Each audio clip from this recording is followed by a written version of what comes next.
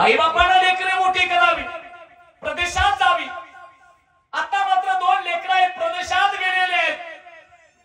काय असतो बाप? आई बापानं आयुष्यभर लेकरांची वाट पाहिली। कधीतरी 6 महिन्यातनं लेकरं फोन करायची बाबा, रोज आई रडायची, रोज बाबा रडायचा, रोज वाट पाहायची लेकरांची। पण आता मात्र लेकर स्वतःच्या संसाराला लागली बरं का। 6 महिन्यातनं एकदा फोन येणारा 4 वर्षावरती गेला। रडता रडता आई थकून गेली, बाबा थकून गेला। लहान वयात, लहान असताना लेकर लहानाची मोठी, हाडाचं काढ रक्ताचं पाणी केलं पोरांसाठी। स्वतःचं पोट मारलं आणि पोरं मोठी केली आई बापानं। पण आता मात्र लेकर परत यायला तयार नाहीत। विचार करता करता एक दिवशी आईनं जगाचा निरोप घेतला बरं का व्याळीकर।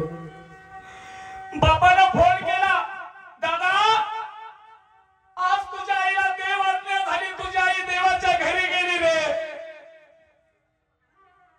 धाकटा मुलगा विमानानं लवकर आला। आईचा अंतविधी झालं बरं का। तिसरीचा दिवस होता सावडण्याचा, आणि तिसरीचा दिवस झाल्यावरती बापाच्या हातात 50,000 रुपये काढले आणि लेकानं दिले। 50,000चा बंडल लेकाने बापाच्या हातात दिला। बाबा 50,000 रुपये घ्या,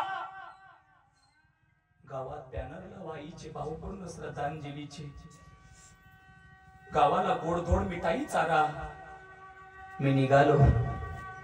रडणाऱ्या बापाने पोराचा हात हातात घेतला। ए लेकरा, लहान होतास रे तू, पळता पळता तुझ्या गुडघ्याला लागलं, रक्त व्हायला लागलं, पण यात्रा मात्र आईच्या अंतकरणाला झाल्या।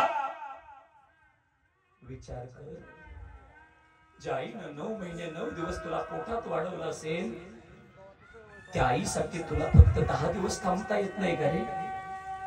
बाबा मला जावं लागेल। खरं सांगू का व्याळीकर, बाप गेल्यावरती आधार संपतो बर का लेकरांचा। ऐका, बापानं लेकराचा हात हातात घेतला। दादा परदेशात 2 जण गेला रे। रोज आई वाट पाहायची, रोज वाटायचं पाखरासारखी लेकरं माझी उड्यात येतील माझ्यासाठी। आयुष्य खर्च केला आई बापाने तुमच्यासाठी, पण तुम्हाला येत आलं नाही। बरं आला तर आला, एकटाच आला रे, थोरला नाही आला।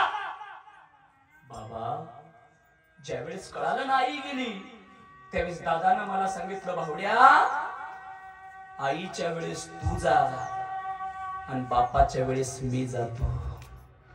व्याळीकर, या महाराष्ट्राच्या मातीला छत्रपती शिवाजी महाराजांचा विचार आहे। या महाराष्ट्राच्या मातीला थोर पुरुषांचा विचार आहे। पण दुर्भाग्याची गोष्ट आहे, या महाराष्ट्राच्या मातीमध्ये आई बापाच्या मैतीला वाटून घेणाऱ्या अवलादी जन्माला आल्या। म्हणून संप्रदायाची गरज आहे।